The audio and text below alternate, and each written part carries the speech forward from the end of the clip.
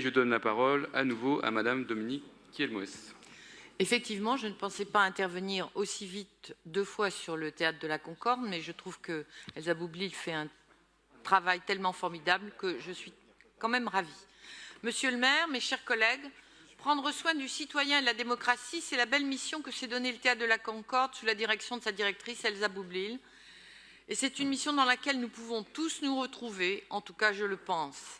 Il s'agit de tisser du commun autour de valeurs qui nous rassemblent, de réenchanter le débat démocratique sous des formes artistiques ou par des ateliers, de souligner les valeurs qui nous unissent et de développer leur sens pour le citoyen et la citoyenne d'aujourd'hui et ceux de demain. Pour cela, nul besoin de réinventer les formes d'action car les associations parisiennes sont déjà porteuses de nombreux projets et détentrices d'un savoir-faire inestimable. À la suite d'un appel à projets et après examen et sélection, 12 associations ont été retenues. Il est proposé de soutenir leurs projets pour un total de 110 000 €, soit des montants compris entre 3 500 et 20 000 € pour chaque projet, en fonction de son envergure. Les projets concernent de nombreuses thématiques qui ont à voir avec de multiples dimensions de la vie publique comme citoyenne ou citoyen. Ils comprennent la simulation du débat parlementaire avec Parlons démocratie, des ateliers d'écriture en famille avec le Labo des histoires. L'équipe du matin propose, elle, 2 projets de théâtre-forum autour de la place des enfants dans la société et autour du retour des masculinismes à l'ère post-MeToo.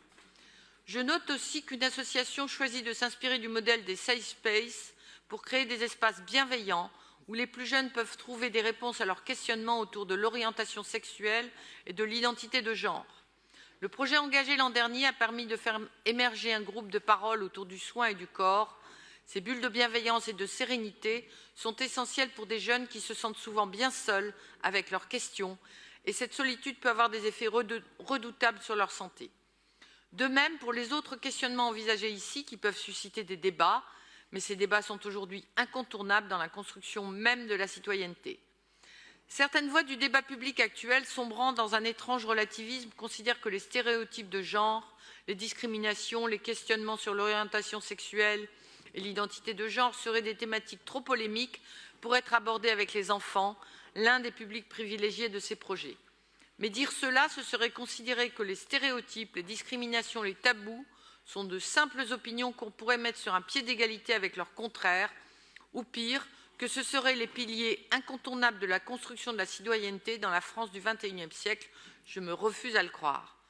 Si nous voulons de futures citoyennes et de futurs citoyens qui n'aient pas peur de parler, de questionner, de s'exprimer, nous devons leur donner la possibilité de le faire dès maintenant, sous des formes adaptées à leur âge.